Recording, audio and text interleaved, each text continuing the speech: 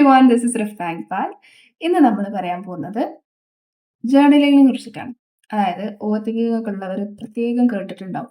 Over think കുറയ്ക്കാൻ വേണ്ടിയിട്ട് journalling ചെയ്താൽ മതി. കാര്യങ്ങൾ എഴുതുമ്പോൾ കുറച്ചും കൂടി ക്ലിയർ ആകും. അതുകൊണ്ട് ഓവർ തിങ്കിങ് കുറച്ചുകൂടി ഒരു അഷ്വറൻസ് ഉണ്ടാകും എന്നൊക്കെ.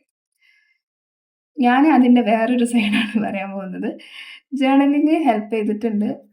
ഒരുപാട് ആൾക്കാർക്ക് ഹെൽപ്പ് ചെയ്തിട്ടുണ്ട്. It's very much good, something to be appreciated. കാരണം ജേർണലിങ് ചെയ്യുക എന്ന് പറയുന്നത് തന്നെ ഒരു എഫേർട്ടാണ്. കാര്യങ്ങൾ എഴുതുമ്പോൾ നമുക്ക് നമ്മുടെ ബ്രെയിൻ, നെർവ്സ്, കൈയൊക്കെ വർക്ക് ആവുന്നതുകൊണ്ട് തന്നെ കുറച്ചും കൂടിയും എന്താ പറയുക, തോട്ട് പ്രോസസ്സ് നടക്കുമ്പോൾ ക്ലിയർ ആവാനൊക്കെ പറ്റും.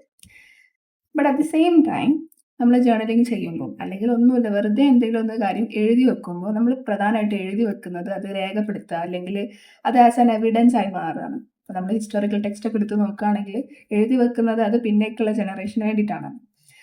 സോ എന്തായാലും അതൊരു എവിഡൻസ് ആണ്. പക്ഷേ ഈ നമ്മൾ എഴുതുന്ന എല്ലാ കാര്യങ്ങളും ഒരു പക്ഷെ നമുക്ക് ആരും വായിച്ചോളുന്നോ, അല്ലെങ്കിൽ ആരെങ്കിലും വായിച്ച് മനസ്സിലാക്കി തിരിച്ചത് പറഞ്ഞു തരണമെന്നോ എന്നുള്ള നിർബന്ധം കൊണ്ടൊന്നുമല്ല. നമ്മൾ നമ്മുടെ ഇഷ്ടത്തിനാണ് നമ്മൾ എഴുതുന്നത്.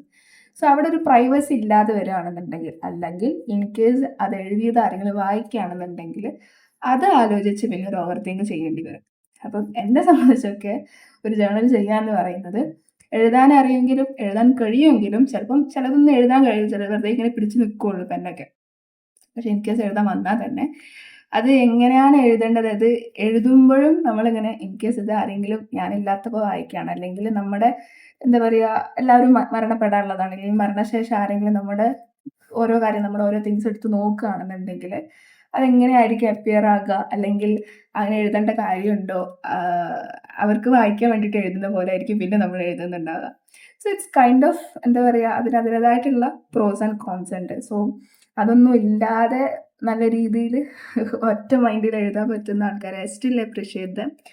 ബട്ട് എല്ലാവർക്കും അത് പോസിബിൾ ആകും. എനി സൊല്യൂഷൻസ് ആർക്കും കമൻറ്റ് ചെയ്യാം കേട്ടോ.